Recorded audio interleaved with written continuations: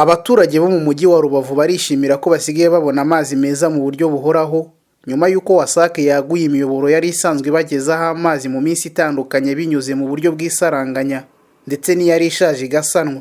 Ariko amazi yaraburaga n'icyumweru kigashira. Iyo yazaga nk'iminota, arigiye yazaga n'iminota 10 akabaragiye. Abantu birwaga birukanka nyine bashakisha aho bavugururiye hano baduhereza amazi, ubu ntago tukiyabona. Njyewe ndavuga ngo na mudugudu wanjye ndi yabandi senyezi. Ariko umudugudu nta mazi ajya agenda. N'abandi bose hano tubiganiraho tukibaza ukuntu amazi atakigenda, tukavuga ngo twarashubijwe niba ari uko bimeze iki gihugu ni Burayi. Sinakubwira nabashije kubyina njya kubwira inshuti zanjye zose abo nasabaga amazi nabonye amazi. Imiyoboro myiza y'igihugu nyine ahubwo wanyereka Kagame ngo ndoriko nibura mubone mwegere mushimire kuko azi kuyobora neza. Ikigo Ubumwe Community Center kita ku bafite ubumuga nacyo cyagejejweho amazi meza. Umuyobozi w'icyo kigo Nshimiyimana Justin avuga ko umuyoboro utaragurwa bahuraga n'imbogamizi yo kubona amazi bakoresha, akishimira kubu icyo kibazo cyakemutse. Mu by'ukuri imyaka igera ku 8 cyangwa 9 tumaze muri iki kigo twagize ibibazo bishingiye ku mazi. Muratekereza kugira abantu barenga 1500 baba beneficiaire bakeneye amazi umunsi wose, hari kubagaburira, arayo kunywa, arayo koga, tukayabura. Twagize ibihe rero bikomeye cyane bidafite amazi, ibihe twagombaga guspendinga, haraho twageraga tugasanga turaspendinga ibihumbi hafi 30-40 ku munsi by'amazi, byari bigoye cyane, nabwo tuyashaka tutayabona. Mu bihe tutari dufite amazi byari bikomeye cyane, sinzi uko nabisobanura. Twageragaho tukagira n'ibihe bya drop out, abana rimwe na rimwe ntibaze ku ishuri ku mpamvu z'uko nta mazi, so byari bigoye cyane. Ubu reka mbakorere ikigereranyo.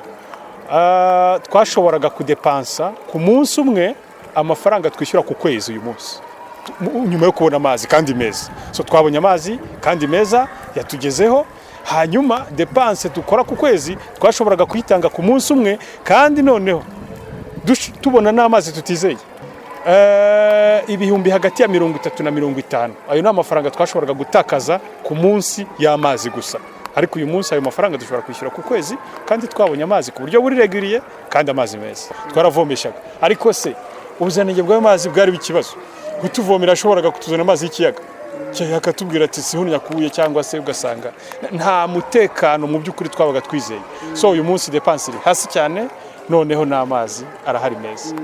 Kuri ubu nta saranganya ry'amazi rigikorwa mu mirenge ya Rubavu, Gisenyi, Rugerero na Nyamyumba igize umujyi wa Rubavu, nk'uko bitangazwa na Murindabigwi Gilbert, umuyobozi w'ikigo gishinzwe gukwirakwiza amazi, isuku n'isukura WASAC ishami rya Rubavu. Iyi proje nk'uko nari mbivuze yakoze ku bice bibiri, aho yagize ibyitwubakira bishyashya ndetse ikanasana bimwe mu byasaga n'ibishaje. Ibyo rero byatumye tubasha kugera ku kigero cyiza cyo gutanga amazi ndetse no kuyageza ahagoranaga. Dufashe nk'urugero mu kuyongera byadufashe gukemura ikibazo cy'isaranganya. Mbere twashobora kubona amazi angana n'8,000 ku munsi. Kuri ubu ngubu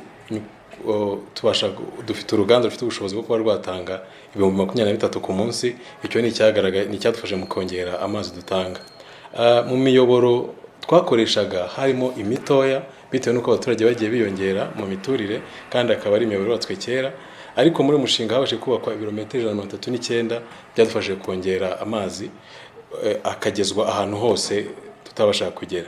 Kuri ubu ngubu nta saranganya tugikora, ahantu hose turageza amazi ku masaha yose. Amazi ashobora kubura ari ikibazo kiri tekinike kibaye, tuvuga umuyoboro wangiritse cyangwa se hari ikindi kigiye gukorwa. Ariko ubusanzwe ubu kuva uruganda rwarangira niyo miyoboro yubatswe turatanga amazi amasaha 28 kuri 28. Umushinga wo kwagura no gusana imiyoboro y'amazi mu mujyi wa Rubavu no mu nkengero zaho mu karere ka Nyabihu washyizwe mu bikorwa na WASAC ku nguzanyo ya Banki Nyafurika itsura amajyambere kuva muri Werurwe umwaka 2019 kugeza mu Kwakira umwaka 2021. Mu byakozwe harimo kubaka imiyoboro y'amazi ireshya na kilometero 139, hubatswe ibigega by'amazi bishya 8 bifite ubushobozi bwa metero kibe zisaga 1000, hubakwa amavomo rusange mashya 17, hanavugururwa andi 18 yari ashaje. Muri uyu mushinga kandi imiryango igera kuri 500 itishoboye yahawe amazi mu ngo nta kiguzi. Biteganyijwe ko abaturage barenga 200,000 bazagerwaho n'amazi meza mu myaka 15 iri imbere binyuze muri uyu mushinga.